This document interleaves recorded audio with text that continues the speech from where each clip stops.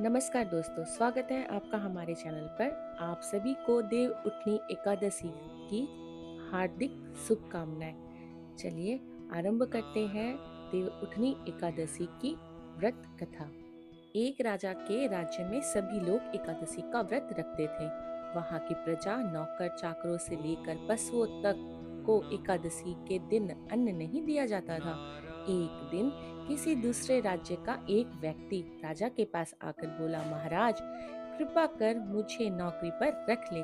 तब राजा ने उसके सामने एक शर्त रखी कि ठीक है, रख लेते हैं, लेकिन रोज तो तुम्हें खाने को सब कुछ मिलेगा, पर एकादशी को अन्न नहीं मिलेगा। उस व्यक्ति ने उस समय हाँ कर ली, पर एकादशी के दिन जब उसे फलहार का सामान दिया गया तो वह राजा के सामने जाकर गिड़गिड़ाने लगा, महाराज इससे मेरा पेट नहीं भरेगा, मैं भूखा ही मर जाऊंगा, मुझे खाने के लिए अन्न दे दो।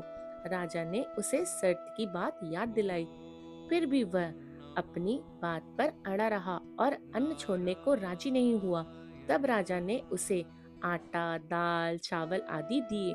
वह नित्य की तरह नदी पर पहुंचा और स्नान कर भोजन पकाने लगा। जब भोजन बन गया तो वह भगवान को बुलाने लगा, आओ भगवान, भोजन तैयार है।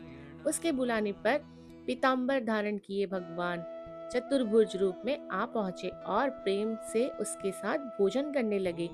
भोजन आदि करके भगवान अंतर ध्यान हो गए और वह अपने काम पर चला गया। 15 दिन बाद अगली एकादशी को वह राजा से कहने लगा कि महाराज मुझे दुगना सामान दीजिए, उस दिन तो मैं भूखा ही रह गया। राजा ने कारण पूछा तो उसने बताया कि हमारे साथ भगवान भी खाते हैं, इसलिए हम दोनों के लिए यह सामान पूरा नहीं होता। यह सुनकर राजा को बड़ा आश्चर्य हुआ। वह बोला, मैं नहीं मान सकता कि भगवान तुम्हारे साथ खाते हैं। मैं तो इतना व्रत रखता हूँ, पूजा करता हूँ, पर भगवान ने मुझे कभी दर्शन नहीं दिए। राजा की बात सुनकर वह बोला, महाराज यदि विश्वास ना हो तो साथ चलकर देख ले। राजा एक पेड़ के पीछे छिप गया और उस व्यक्ति ने हर रोज की तरह भोजन बनाया और भगवान को शाम तक पुकारता रहा, फिर भी भगवान ना आए। अंत में उसने कहा, हे भगवान, यदि आप नहीं आए तो मैं नदी में कूदकर प्राण त्याग दूंगा। फिर भी भगवान नहीं आए। तब वह प्राण त्यागने के लिए उद्देश्य नदी की तरफ बढ़ा। प्राण त्यागने का उसका दृढ़ इरादा जान शीघ्र ही भगवान ने प्रकट होकर उसे रोक लिया और साथ बैठकर भोजन करने लगे।